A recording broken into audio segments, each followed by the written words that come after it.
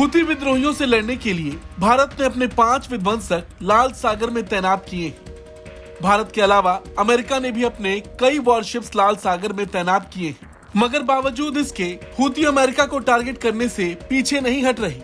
हुतियों ने एक बार फिर पंगा लेते हुए 2 एंटी शिप बैलिस्टिक मिसाइल दाग दी।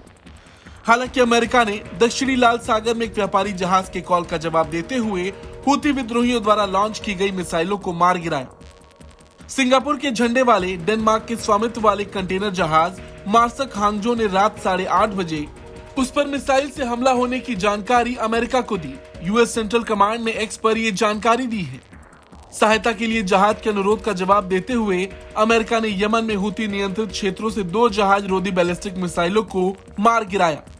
सेंटकॉम ने कहा किसी के घायल होने की सूचना नहीं है। ये 19 नवंबर के बाद से अंतर्राष्ट्रीय शिपिंग पर हुती विद्रोहियों का 23वां हमला था। अमेरिका और कई अन्य देशों ने लाल सागर के हमलों का जवाब देने के लिए एक समुद्री टास्क फोर्स का गठन किया है। देखा जाए तो अमेरिका लगातार हुतियों की चाल को नाकाम कर रहा है। भारत के जहाज भी उस क्षेत्र में तैनात हैं। हालांकि हुतियों ने कुछ इसी तरह का हमला एमवी कैंप प्लूटो पर भी किया था। ये जहाज भारत आ रहा था। हुतियों ने ड्रोन से इस पर अटैक किया, मगर उनका यह हमला सफल नहीं हो पाया।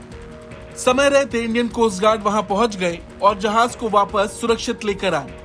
खैर, इस हमले के बाद से ही भारतीय नौसेना अरब सागर और लाल सागर में सुपर एक्टिव दिख रही है।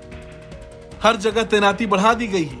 देखा जाए तो इस वक्त हुतियों के खिलाफ अमेरिका, भारत, कई देश अलर्ट दिख रहे हैं। भारत ने भी जो विध्वंसक हुतियों पर हमला करने के लिए तैनात किए हैं, वो सभी ब्रह्मोस मिसाइल से लैस हैं।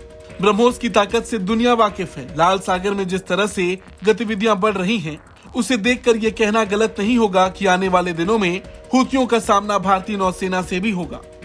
और जब ऐसा होगा तब देखना यह होगा कि हुतियों का हश्र क्या होता है, क्योंकि जो जहाज भारत ने तैनात किए हैं वो बेहद घातक है। स्वदेशी आईएनएस कोची रडार से बच निकलने के लिए डिजाइन किया गया है। आईएनएस कोलकाता बेहद ताकतवर माना जाता है। यह भी लंबी दूरी तक भूमि से भूमि तक मार करने वाली ब्रह्मोस मिसाइल से लैस है। वहीं आईएनएस मोरमुगाओ भारतीय नौसेना के विशाखापट्टनम श्रेणी के स्टील गाइडेड मिसाइल विध्वंसक जहाज का दूसरा जहाज है। आईएनएस चेन्नई में 6 तरह के आधुनिक सेंसर्स लगे हैं।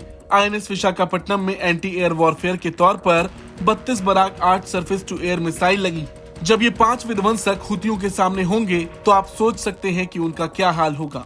खैर, हुतियों की हरकत पर आपका क्या कुछ कहना है, कमेंट करके जरूर बताएं। ब्यूरो रिपोर्ट, भारत तक।